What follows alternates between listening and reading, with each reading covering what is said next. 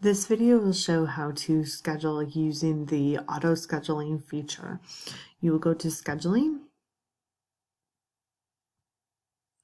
schedule by student. The template will be schedule or preschool depending on what you're scheduling for. Student status, leave that there unless you're wanting to sort by grade level or course requests, but we're going to leave it on student status. Choose enrolled. The pre-enrolled are people that have not yet completed an enrollment packet and or have an outstanding fee from last year.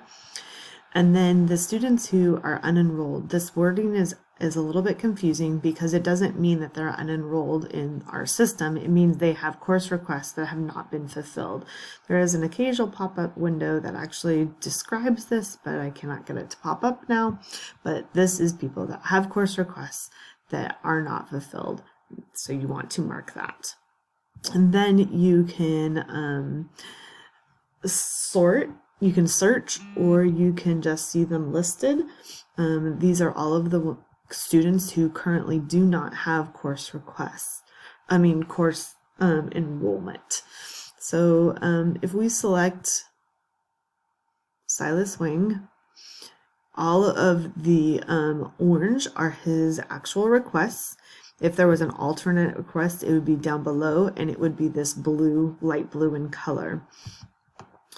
Then if you click here, you can go to the add edit requests.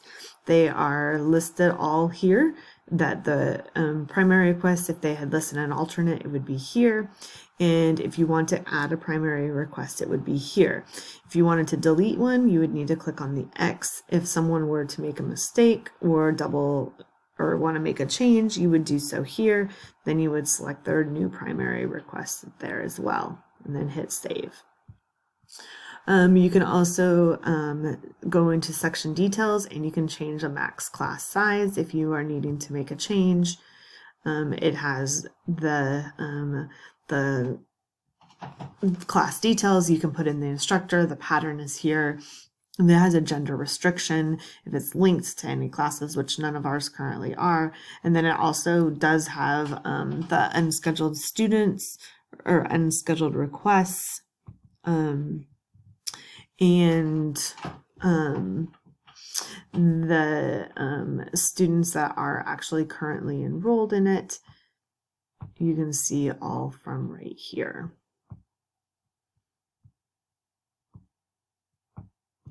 We're going to go to Silas Wing to look at his requests.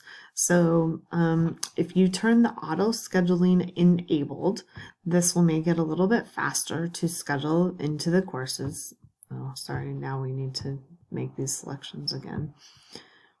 Once our scheduling is enabled, we will make the course selections again. We'll say enrolled and then unenrolled, and then we're going to go down to Silas Wing. All of his course requests are in the orange block. You'll see all the way across. He has different course requests. So then we're going to click enroll all classes for this student. So we're going to click that button right there.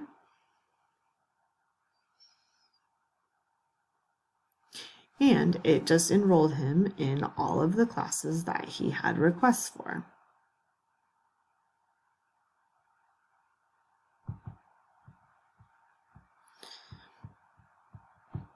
And then if we wanted to see his actual printed schedule, Bible, science, math, language arts, history is enrolled, and then for electives, PE, art, and then 2 guided studies. So you'll notice on here, PE, guided study, his core classes, and then his Wednesday electives, art and guided study, and then his core classes again.